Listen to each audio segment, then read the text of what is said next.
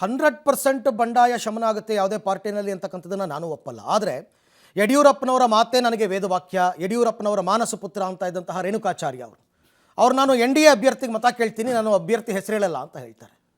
ನಮ್ಮ BJP ಅಭ್ಯರ್ಥಿ ಗೆಲ್ತಕ್ಕಂಥದ್ದು ಮುಖ್ಯ. ನಮ್ಮ ಸಿದ್ದೇಶಣ್ಣ MP ಅವರು ಏನಿದ್ದಾರೆ, ಅವರ ಶ್ರೀಮತಿಯವರು ಭಾರತೀಯ ಜನತಾ ಪಾರ್ಟಿ ಅಭ್ಯರ್ಥಿ ಆಗಿದ್ದಾರೆ. ಅವ್ರು ಗೆಲ್ಲಿಸ್ತಕ್ಕಂಥ ನಿಟ್ಟಿನಲ್ಲಿ ನಮ್ಮ ಎಲ್ಲ ಪಕ್ಷದ ಮುಖಂಡರು ರೇಣುಕಾಚಾರ್ಯ ಆದಿಯಾಗಿ ಎಲ್ಲರೂ ಕೂಡ ಶ್ರಮನ ಹಾಕ್ತಾ ಇದ್ದಾರೆ. ಖಂಡಿತ ನಾವು ಅಲ್ಲಿ ಗೆಲ್ತೀವಿ. ಇನ್ನೊಂದು ಕಡೆ ನಿಮ್ಮ ಅತ್ಯಂತ ಆತ್ಮೀಯರು ಪ್ರೀತಮ್ ಗೌಡ ಹಾಸನದಲ್ಲಿ ನೆನ್ನೆ ಕಾರ್ಯಕ್ರಮಕ್ಕೆ ಬರಲೇ ಇಲ್ಲ. ಅವರು ರೋಡ್ ಶೋಗೂ ಬರಲಿಲ್ಲ, ನಾಮಪತ್ರ ಸಲ್ಲಿಕೆ ವೇಳೆ ಬರಲಿಲ್ಲ.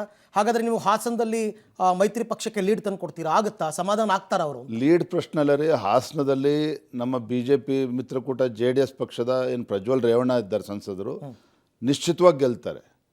ತಾವು ಪ್ರೀತಮ್ ಗೌಡ ಬಗ್ಗೆ ಏನು ಮಾತನಾಡಿದರೆ ಕಳೆದ ಒಂದು 3-4 ದಿನದ ಚರ್ಚೆ ಮಾಡಿದ್ದೇವೆ. ಮೊನ್ನೆ ದಿನ ಸ್ವತಃ ಪ್ರೀತಮ್ ಗೌಡರು ನಮ್ಮ ಜಿಲ್ಲೆಯ ಅಧ್ಯಕ್ಷರು ಎಲ್ಲ ನಮ್ಮ ಜಿಲ್ಲೆಯ ಮುಖಂಡರ ಜೊತೆ ಸಭೆ ಕರೆದು ಸಮಾಲೋಚನೆ ಮಾಡಿದ್ದಾರೆ. ಯಾವ ರೀತಿ ನಮ್ಮ ಅಭ್ಯರ್ಥಿ ಪರವಾಗಿ ಕೆಲಸ ಮಾಡಬೇಕು ಅದ್ರ ಬಗ್ಗೆನೂ ಚರ್ಚೆ ಮಾಡಿದ್ದಾರೆ. ಹಾಗಾಗಿ ಪ್ರೀತಮ್ ಗೌಡರು ನಾಮಿನೇಷನ್ ದಿನ ಬರಲಿಲ್ಲ ಅನ್ನೋದಕ್ಕಂಥದ್ದು ಪ್ರಶ್ನೆ ಅಲ್ಲ.